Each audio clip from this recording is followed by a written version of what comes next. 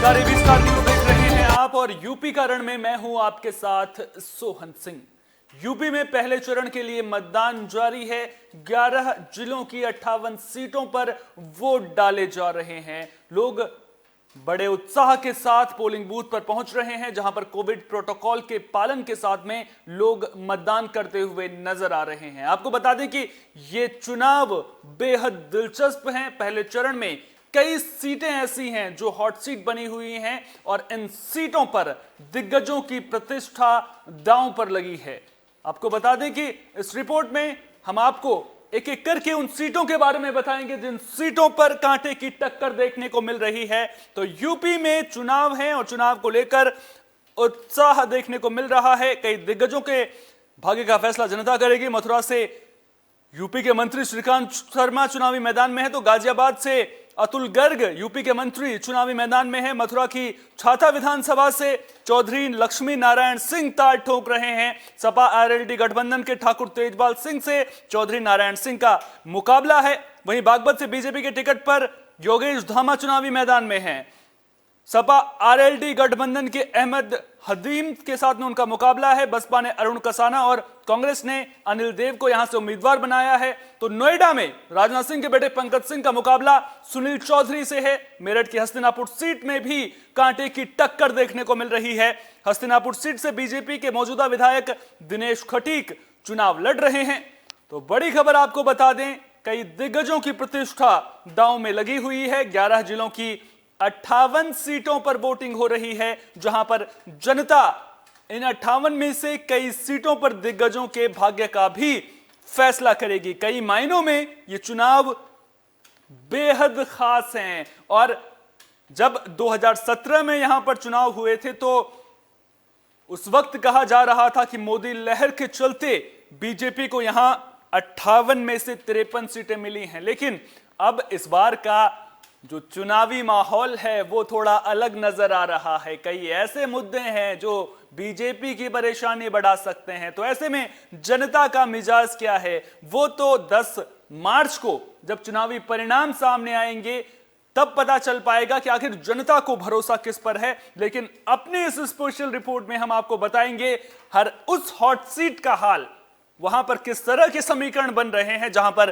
दिग्गजों की प्रतिष्ठा दांव पर लग रही है। तो वोटिंग की तस्वीरें हम आपको लगातार दिखा रहे हैं और लगातार बड़े बड़े दिग्गज भी वोट डालने के लिए पहुंच रहे हैं। लोगों में भी उत्साह देखने को मिल रहा है। आप तस्वीरों में देख सकते हैं किस तरह से लाइनें लगी हुई हैं। और जब सुबह के वक्त ठंड का मौसम था तो कैसे लोग कंबल और जो चादर है वो लपेटकर पोलिंग बूथों पर खड़े नजर आ रहे हैं। ये दिखाता है लोकतंत्र की ताकत को कि कितना भरोसा लोगों को लोकतंत्र में है, क्योंकि लोग जानते हैं उनका एक एक वोट कीमती है। आज वो जिस नेता को चुनेंगे उस नेता के ऊपर उस क्षेत्र के विकास की जिम्मेदारी होगी। लोग अपने वोट की अहमियत को समझते हैं, इसीलिए लोग बड़ी संख्या में मतदान करने के लिए पहुंचे। और जब ये तस्वीरें सामने आती हैं तो कहीं ना कहीं मन को सुकून देने वाली ये तस्वीरें होती हैं। चलिए अब आपको हाई वोल्टेज सीटों का हाल भी बता देते हैं। तो जो 11 जिलों में ये चुनाव हो रहा है उनमें जो मुख्य मुकाबला है वो बीजेपी और समाजवादी पार्टी के बीच में माना जा रहा है। इन सब के बीच पहले फेज में कई सीटें हॉट सीट बनी हुई हैं जिन पर दिग्गजों की राजनीतिक प्रतिष्ठा दांव पर लगी है, जिसको लेकर देश भर की नजरें, केवल यूपी की नहीं बल्कि पूरे देश की नजरें इन सीटों पर टिकी हुई हैं। सबसे पहले बात मथुरा विधानसभा की करेंगे जो हॉट सीट बनी हुई है। यहां पर 2017 में बीजेपी के श्रीकांत शर्मा ने जीत दर्ज की थी। वे योगी सरकार में मंत्री भी बनाए गए थे।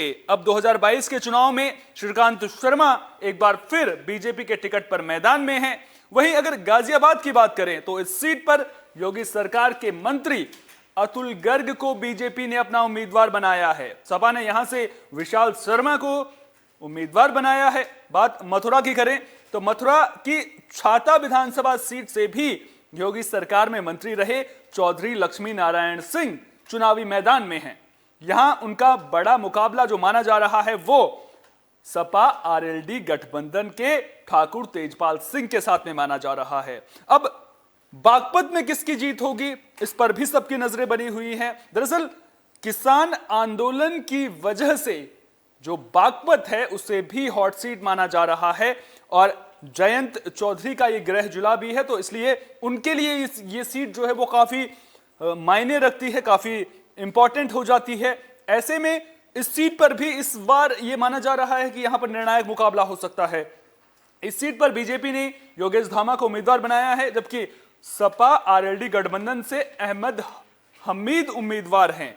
तो बसपा ने अरुण कसाना और कांग्रेस ने अनिल देव को यहां से अपना उम्मीदवार बनाया है।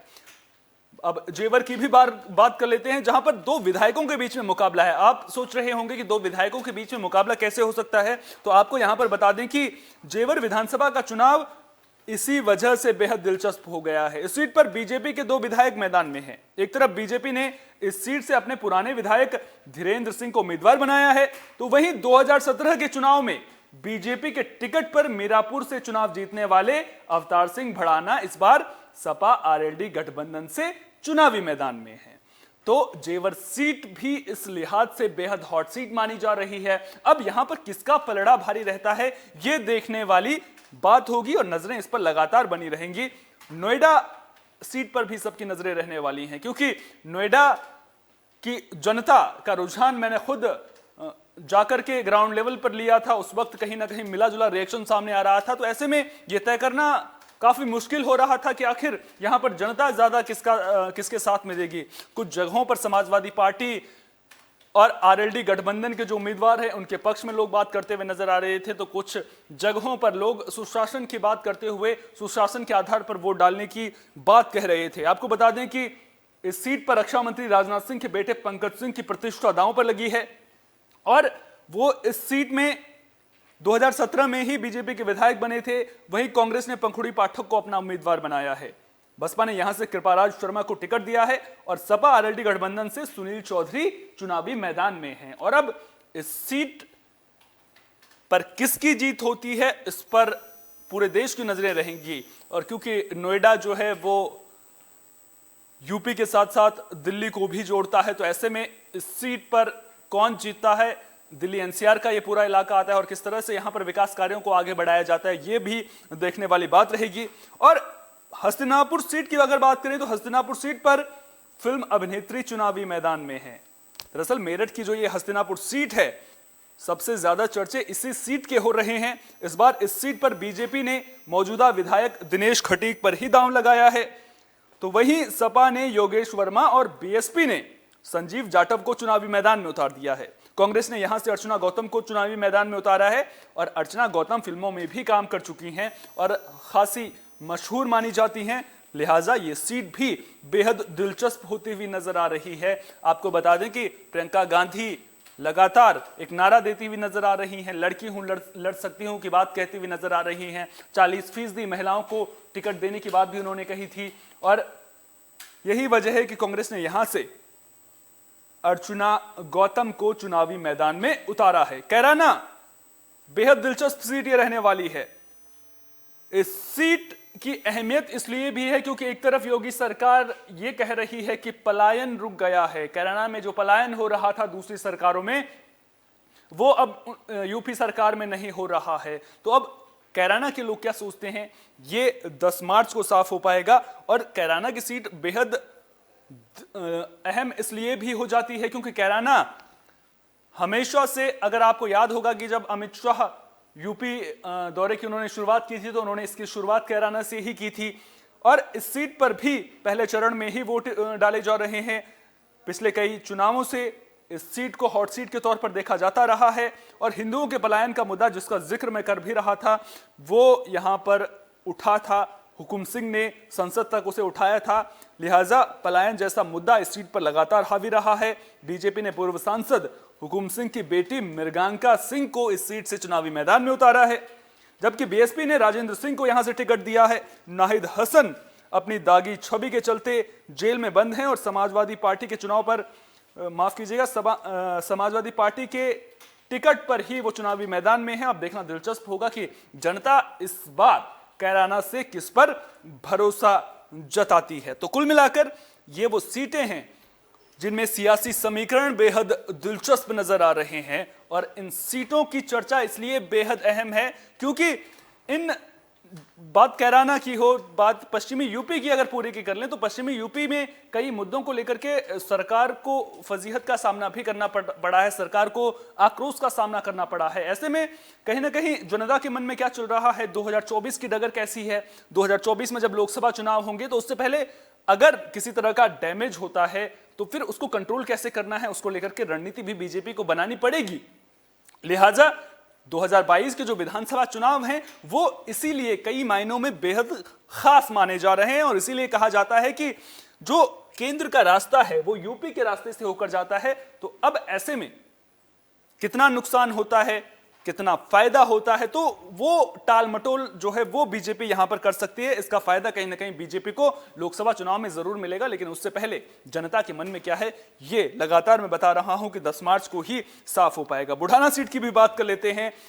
मेरठ जिले की सरधना सीट भी लगातार हॉट सीट मानी जा रही है, मुस्लिम बहुल ये सीट मानी जाती है, लेकिन आपको याद दिला दें कि मुस्लिम बहुल सीट होने के बावजूद 2017 में इसी सीट से संगीत सोम ने चुनाव जीता था। बीजेपी ने इस चुनाव में संगीत सोम पर एक बार फिर से दांव लगाया है, तो वहीं सपा गठबंधन ने अतुल प्रधान को अपना उम्मीदवार यहां से बना दिया है। बीएसपी ने संजीव धामा और कांग्रेस ने सईद रिहान उद्दीन को अपना प्रत्याशी बनाया है। मुख्य मुकाबला बीजेपी के संगीत सोम और समाजवादी पार्टी गठबंधन के अतुल प्रधान के बीच में माना जा रहा है। अतरौली ये सीट भी बेहद अहम मानी जा रही है। इस सीट से पूर्व मुख्यमंत्री कल्याण सिंह विधायक हुआ करते थे। बाद में 2017 में उनके पोते संदीप सिंह इस सीट पर विजयी रहे थे।